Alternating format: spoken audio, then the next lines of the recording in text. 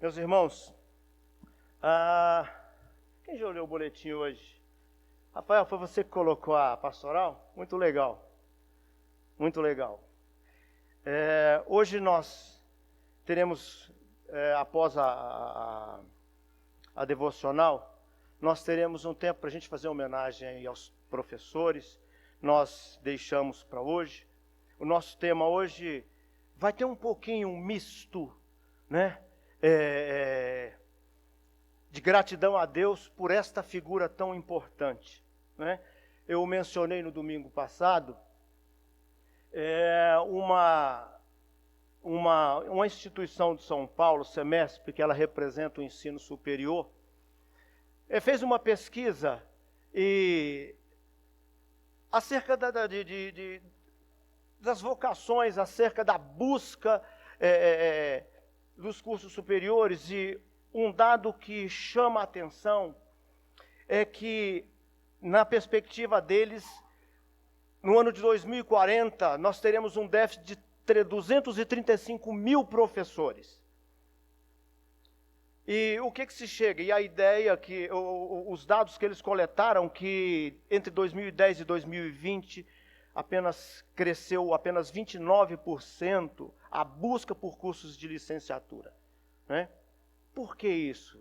Me vem a ideia de que nesta época a procura por professores será muito grande. E imagino e espero que também a valorização desse profissional, porque o que nós observamos nos tempos bem modernos é que essa categoria profissional tem sido maltratada em todos os aspectos.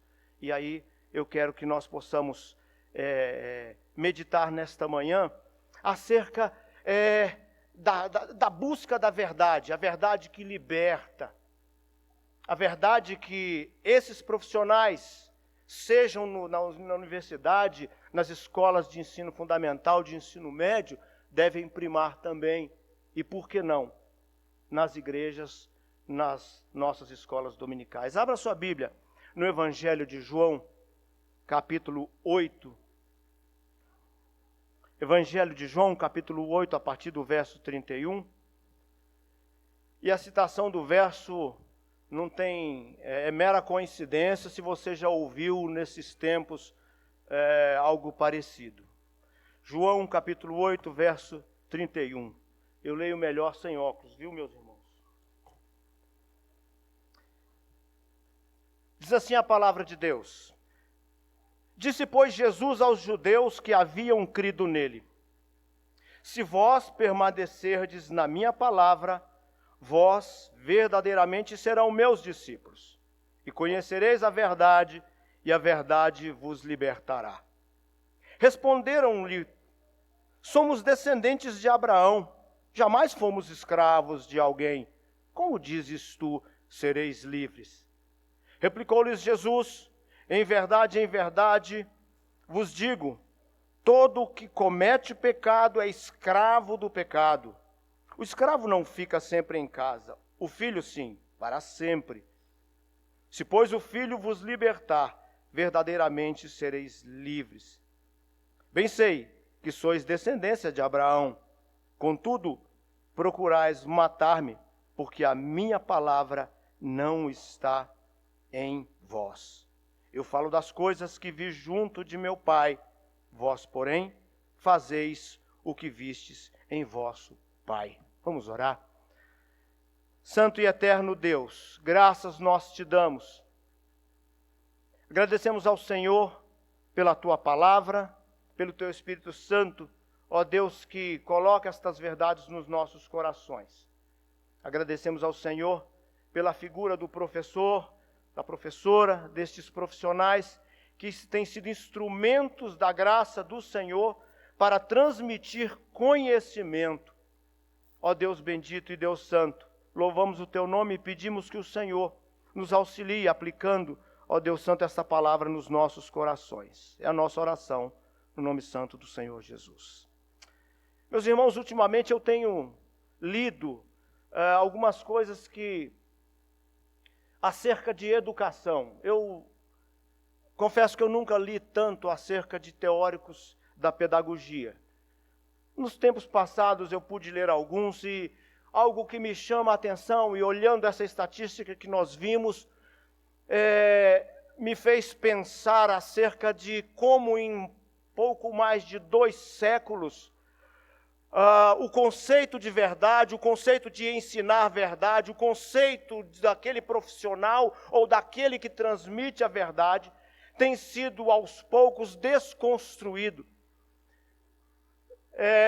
Me dá a impressão de que os pensadores das teorias de aprendizagem foram aos poucos tentando colocar Deus para fora da equação, e a gente percebe que isso é uma realidade muito comum nos nossos centros universitários. É como se aquele fosse um ambiente que não coubesse Deus, porque ali é um ambiente apenas de conhecimento. Evidentemente, não levando em consideração que toda a fonte de conhecimento reside no próprio Deus. E em função desse colocar Deus fora da equação, tem criado no meio acadêmico esse distanciamento das verdades absolutas, das verdades transcendentes. E isso tem feito com que nós tenhamos sido formados, e todos nós que não temos mais de 2 séculos de existência, nós experimentamos isso desde os primeiros anos de educação. E aí, muito legal a pastoral que o reverendo Rafael posta, de nós repensarmos a ideia do que seja uma educação cristã, que vai muito além de ler um versículo quando se começa a aula. Não estou falando apenas aqui, mas até de escolas que se dizem escolas cristãs. Não é o mero fato de fazer uma oração antes da aula, não é o mero fato de colar nas paredes alguns versículos, porque é muito mais profundo. É trazer Deus para dentro da equação, porque só a verdade de Deus liberta. E todos nós, não há um aqui sequer que não foi exposto nos últimos anos. E aí, quando eu digo últimos anos, 40, 50, porque tem mais de 2 séculos que os pensadores têm colocado Deus para fora da equação, como se o conhecimento viesse apenas do homem. E os irmãos que militam na área do magistério vão saber. Na área da licenciatura, os pensadores todos aí, na sua grande maioria, quase não se encontra ninguém que coloque Deus na equação. É voltado, evidentemente eu não estou querendo desmerecer a descoberta de métodos que tornaram o processo educacional muito mais humanizado, e métodos que ajudaram no processo de aprendizagem. Então, mas quando nós olhamos Jean Piaget, quando nós olhamos o método Paulo Freire, a sua filosofia de trabalho, o que ele buscava, quando nós lemos com mais profundidade, nós vamos ver que Deus não participa dessa equação. Quando nós olhamos Levi Vygotsky e muitos outros pensadores das teorias de aprendizagem, nós vamos perceber um Deus fora da equação. E nós, como igreja, nós somos pensadores. Nós devemos pensar. E eu quero trabalhar esse texto porque, na verdade, Jesus está falando de pecado, está falando de alguém que está cego pelo pecado, aquilo que logo na abertura do texto nós ouvimos aqui na leitura da palavra de Deus pelo presbítero Itamar. Então, o conhecimento, a busca do conhecimento não passou a ser mais a busca do conhecimento da verdade que reside basicamente em Deus. Então, quando nós lemos esses pensadores, desde John Dewey, nós vamos ver homens que colocaram Deus para fora, no seu pragmatismo. Então, na verdade, nós vamos buscar o que funciona, e todas as nossas universidades estão impregnadas disso. Eu passei por elas, eu experimentei isso. Eu não enxerguei na época, eu não tinha uma visão cristã de toda essa perspectiva pragmatista daquilo que funciona. O reverendo Jonas Madureira, ele fala algo muito interessante numa palestra que ele deu, falando acerca dessa temática, e ele revela a ideia e da aposta da educação moderna né? E aí nós vemos com pouquíssimas exceções, se nós pensarmos hoje, os nossos filhos vão para a escola, cursam o ensino fundamental e nós passamos por isso, eles vão para o ensino médio, mas qual o objetivo que está em mente? Eu preciso passar no vestibular. Eu preciso passar no vestibular porque passando no vestibular e fazendo esta ou aquela faculdade, muito provavelmente eu tenho uma garantia no mercado de trabalho. Eu quero dinheiro. Eu não quero o conhecimento que liberta. Eu quero dinheiro. Essa é uma realidade. Não é uma crítica vazia, mas algo que deve fazer com que nós pensemos.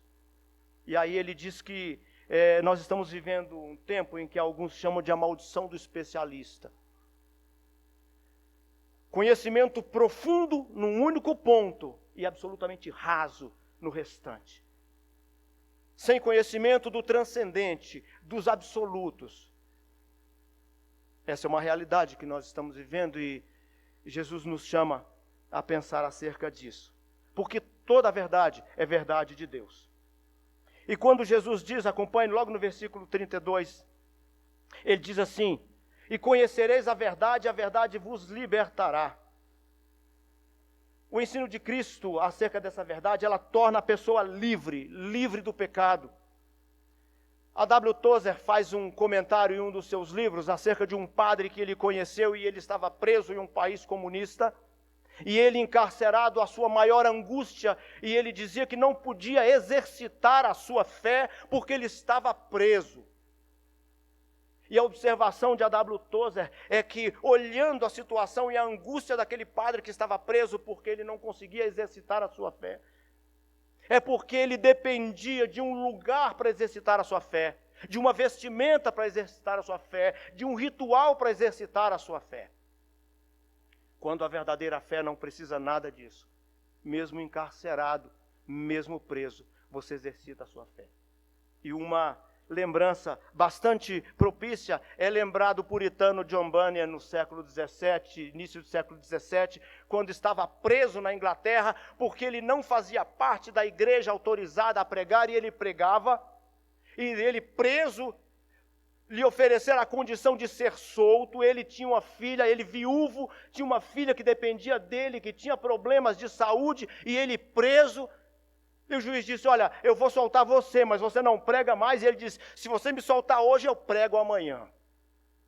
Uma fé que não depende, uma fé que não está presa, que não depende de um lugar, de um altar, de materiais, de símbolos, nem de vestimenta para ser exercida. Alguém que conhece a verdade, que liberta. É verdade que para muitas pessoas a liberdade está muito ligada à condição material. Nós estamos fazendo esse misto de pensar a universidade, pensar a educação. E o que muitos estudiosos têm dito, inclusive na realidade do Brasil, é que nós saímos da universidade, nós abandonamos leitura dos clássicos, nós aprendemos apenas, me dê uma fórmula para que eu resolva esta equação, e eu preciso apenas desta fórmula que faz com que eu resolva esta equação. Não preciso de mais nada, não preciso sequer pensar. E aí, nós vamos caminhando de maneira que, mesmo terminado o curso de graduação, saímos com um diploma na mão, mas se nos der, de repente, um texto clássico com um capítulo para que possamos ler, nós não conseguimos fazer uma interpretação do que lemos, muito menos fazer uma análise crítica do que nós lemos, e aí eles nos chamam de analfabetos funcionais.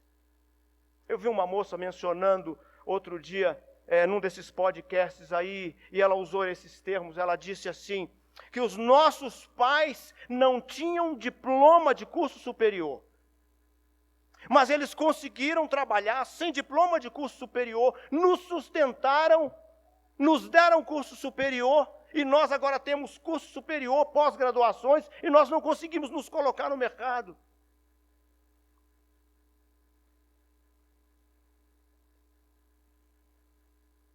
Aqueles discípulos de Jesus estavam na mesma situação. Muitas pessoas procuram liberdade, tendo dinheiro, expressão social, visibilidade, hoje mais que nunca. visibilidade, ser influencer, postar um canal que seja muito visitado. E ainda que eu não tenha um bom conhecimento verdadeiro, eu consigo me satisfazer porque sou bem conhecido. E Jesus está falando de uma verdade que liberta. E conhecereis a verdade nos libertará. E aí é interessante, esse texto nos fala, acompanhe no versículo 33, que eles não estavam entendendo de que Jesus estava falando. Ele diz assim, olha, responderam-lhe, somos descendência de Abraão, jamais fomos escravos de alguém. Como dizes tu, sereis livres? Eles eram escravos, não se sentiam escravos. Não acreditavam que eram escravos. Nós somos livres. E se nós pegarmos a história desse povo, um povo que foi escravo no Egito, um povo que foi escravo da Síria, escravo da Babilônia, e estava sob a escravidão do Império Romano. E uma das piores escravidões, porque ao invés de ser levado, o Império Romano invade com a sua cultura, e você fica achando que manda, mas não manda. A sua língua é trocada, a sua cultura é trocada. Ele diz, nós somos descendentes de Abraão. Como é que você diz que nós somos escravos? Porque eles estavam sob o pecado. A palavra de Jesus para os discípulos e judeus ali, diante dessa interpelação, ela nos mostra algumas afirmações. Primeiro, que o pecado escraviza, e nós sabemos isso, nós defendemos isso. Escraviza, não brinque, nós não podemos brincar. O pecado é uma dessas palavras que caíram em moda, e para a gente ser bem atual é o seguinte, o pecado agora é uma palavra censurada, o superior tribunal da sociedade censurou esta palavra, não pode falar pecado. Quando a Bíblia fala em pecado, é alguém que ficou aquém do projeto de Deus. É como se ficasse pelo caminho. A palavra tem um significado de perambular.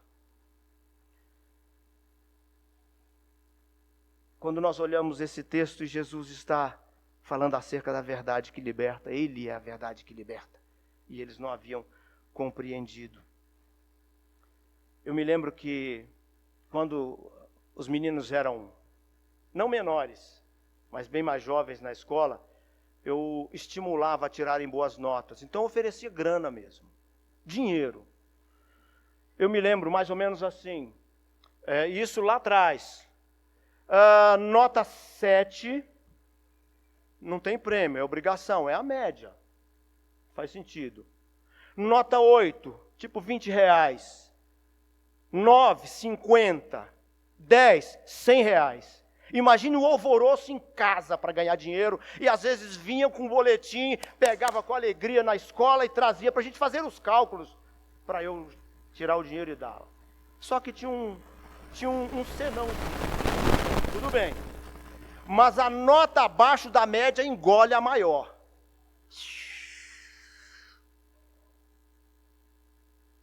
Era um estímulo que nós tínhamos. Eles tinham que buscar esse conhecimento. Deus tem um padrão. Na escola aquele era o padrão. 10, R$100. Não vale educação física. Não dá. Educação física não.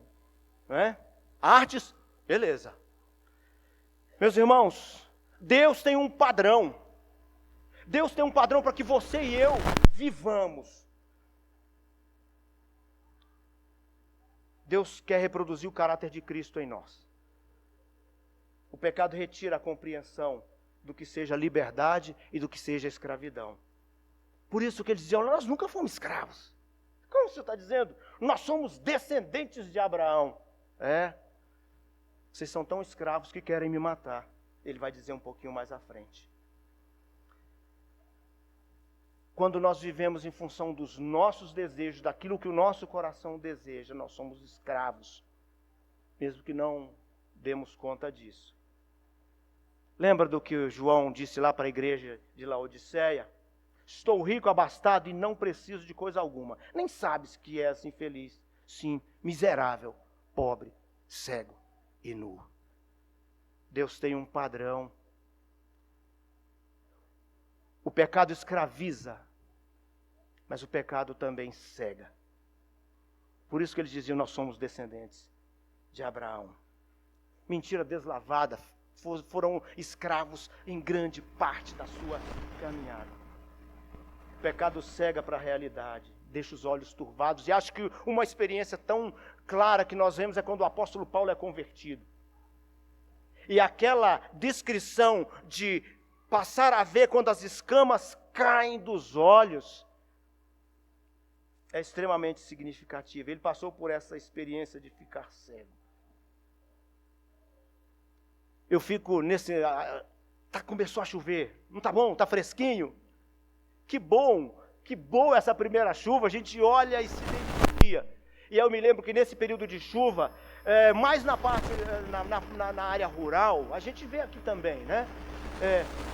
Aquele monte de mariposa, ela é atraída pela luz. E fica voando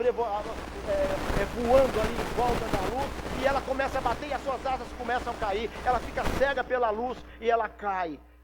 No interior, isso acontece muito, já vi. Aí quando elas perdem as asinhas e caem, porque foram atraídas por aquela luz, vem os sapinhos e limpa a região. O pecado faz assim. O pecado cega, atrai, e quando pensa que não, nós estamos próximos de ser engolidos. O pecado cega para essa realidade, ele deixa os nossos olhos turvados. Só Jesus pode libertar. Acompanhe na sua Bíblia no verso 36. Ele diz assim: se, pois, o Filho vos libertar, verdadeiramente sereis livres. A única maneira de liberdade é em Cristo Jesus.